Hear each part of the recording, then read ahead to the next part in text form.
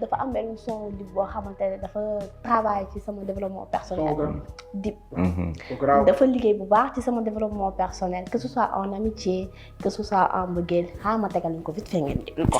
yenn saay pour mën a yegg fenn fii ku wan lor bu jur si métti lay wasiin boo bëggee jege sa jàmm faa nga sori ñenn ñi.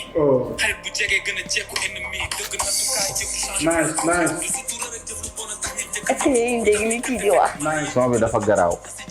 dama koy déglu. est-ce que dégg nga li mu wax. non dama fu ngay lëlu yenn saay pour mën a sori ñenn ñi.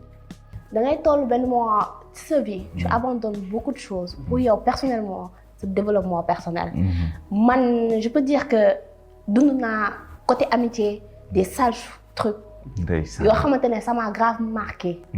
dund naa côté mbëggeel ay affaires yoo xamante ne dañ ma doon nu ñu koy waxee ci wolof sax gasal pax. te du ma ko gis.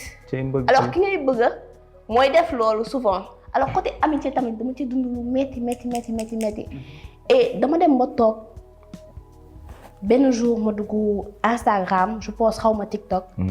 gis son Dip bi. mais ça m'a tellement motivé. ça m'a permis de m'éloigner beaucoup de choses. Et je peux dire que je vais pas dire actrice, je veux dire artistes yi tamit dañuy jouer bu baax ci suñu développement personnel. parce que il y a des poètes. am ñoo xam ne dañuy bind. wayantuñu. Et surtout Dip, moi je peux dire que c'est mon rappeur. C'est mon univers. Dip ngeen quoi. C'est mon univers en fait. Parce que li muy wax moo am sens. Dip dafa nekk artiste boo xamante ni genre boo nekkee nit bu am jom boo koy déglu da ngay gën a am jom. exactement boo nekkee nit bu ñàkk jom boo ko dégloo da ngay am jom. exactement loolu yëpp dëgg la mais bëri na fi tamit ay yeneen artistes. mais bëri na fi ay moroma.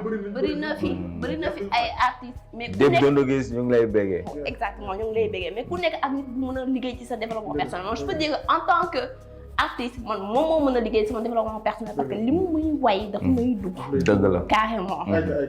Alors sur ce.